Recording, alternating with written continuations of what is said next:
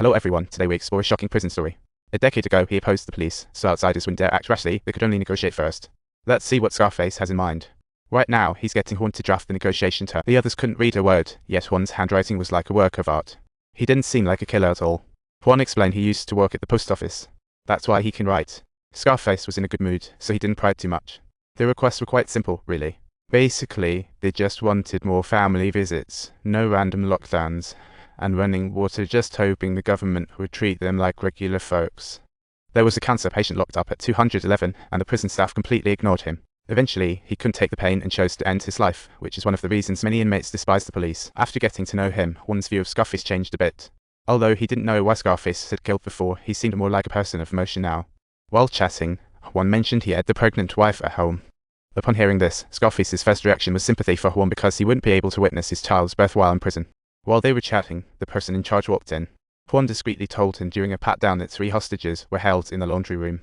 After saying this, he calmly returned to Scarface's side, facing the toughest guy in the prison. The negotiation expert was also nervous, fearing he'd get taken hostage the moment he walked in. But surprisingly, Scarface was a man of his word and didn't let Juan pass. After seeing the content, the expert wants to discuss with his superiors before responding. He needed to confirm the hostage's safety, but Scarface didn't budge. The expert had to go along with him. Just as he was about to leave, Scarface suddenly called for a stop and demanded a phone so Juan could check in on his pregnant wife. "Could you kindly pass me the phone? Is it alright if I ask for that?" "Okay, but if anything pops up, let me know, alright?" "Relax, don't worry, it's all good." This sudden opportunity made Juan's heart race. He had been undercover for so long. He never anticipated that Scarface would actually grant him an opportunity to leave. What an unexpected twist this is. Close the door, close the door. The more you hope, the more desperate it gets, listening to the shouting behind.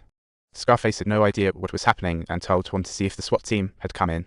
Angrily, Juan looked and found Scarface's men had killed someone. The surveillance footage was already seen by the SWAT team, who preliminarily identified the victim as a hostage. They immediately ordered to prepare for a gun attack, and Juan rushed headlong into the laundry room without hesitation. Ignoring advice, he aimed to get the 3 hostages out. SWAT officers descended from the roof if they charged in. These criminals would definitely kill the hostages in desperation, so Juan was thinking of the government as a warning. He didn't want to escalate this into a national crisis, so he brought the hostages out and put them in front of the camera. "Police were here. Evacuate." Hearing the order to stand down, Scarface finally relaxed, and the other inmates cheered, treating Juan like a hero. Seeing Scarface return, Juan excitedly raised Scarface's arm, and the others hoisted him on their shoulders. Scarface looked pleased. But inside, he was seething. "What are you doing? You know this, but you have no idea how to stir the pot. Your heart is my soul, indeed, after this wave of chaos comes to an end." The expert was also released by Scarface, but news outlets had already begun reporting extensively on the riot. Juan's wife was at a cafe when she heard something went down at the prison. She immediately called him, but it was Big Beard who answered. Big Beard said Juan was busy and couldn't take the call, insisting all the news reports were rumors, urging her not to worry. He told her to just go home and wait for Juan to get off work, but her intuition told her these were just kind-hearted lies. After hanging up, she burst into tears. Although she didn't know exactly what happened to Juan, her gut told her something was wrong, so she didn't heed the advice and drove straight to the prison. Inside the prison, Scarface and his gang had just enjoyed a lavish meal courtesy of the government when Scarface got up. Juan unconsciously targeted his seat and the walkie-talkie used for negotiations. This scene was captured by Scarface's man, who then looked for an opportunity. He sneaked into a ballroom with the snatched walkie-talkie. Other vendors watched the news, saying Scarface's actions stirred unrest in other prisons. They were all negotiating for their rights with the government, and during this window, Juan successfully contacted the negotiation expert, who said the 3 hostages were in room 290. However, they changed rooms every so often, and Juan wasn't quite sure how long between changes or where they would go next. When Juan asked what the government's next steps would be, all he got was a curt, "No comment." The expert stated that to prevent other prisons from following Scarface's lead, the government rejected his terms, plunging Juan into despair. Without any negotiation in the mix, Juan was in deep trouble.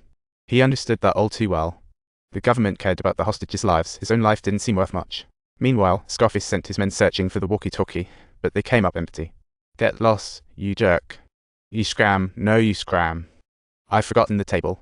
Scarface's men became even more suspicious of Juan after seeing this, so one of them pulled out, directly called the archives room to check Juan's true identity. While outside, the chubby guy discovered it was the warden who had mentioned during a haircut.